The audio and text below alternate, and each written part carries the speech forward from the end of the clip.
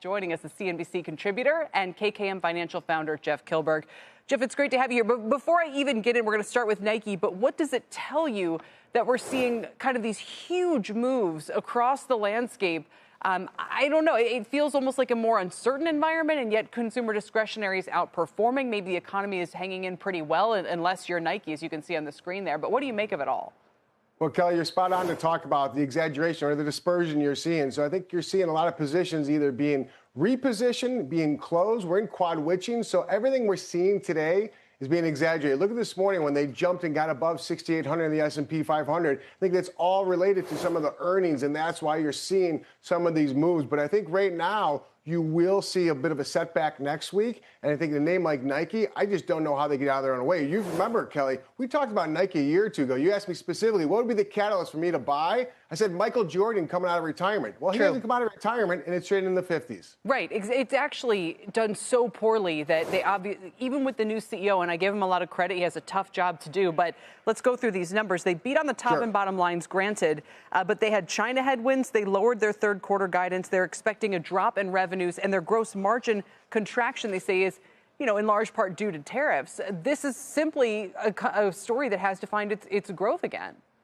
It does, and I don't think it's a new story. I know they want to blame the tariffs. We hadn't really seen tariff really materialize into inflation, but I think Nike is a brand. My kids all love Nike. I see Nike everywhere, but this stock has really been in just a downturn for the last 4 years. If you talk about what's going to be turning around, obviously it's profits, but I think the China uncertainty, specifically on the Chinese economy, they're struggling there. And I think Josh Brown talked about it earlier, but the fact that Nike's not selling shoes with their big stars, their big profiles anymore, that's a problem for Nike. So they have to figure out somehow, some way to turn the ship around. Yeah. But at the end of the day, we just want to see profits, and we're not seeing it. I think you're making an important point also, which is that we haven't really heard a lot about tariffs from a lot of companies this quarter. This should have been the time of year that we were hearing the most about it, right? Not during the implementation or the initial rounds back in April. It was supposed to be that. Remember how worried people were about the holiday season, how the shelves were going to be empty, how the prices were going to be sky high. And now, instead of all of that manifesting, we haven't really heard much, except all of a sudden from Nike. So it just makes it a little bit hard to believe that it's a boogeyman for them more so than it is for everybody else. Maybe that's why they're getting pounded today, down 10%, because of the fact that they came up with the excuse for tariffs to pin the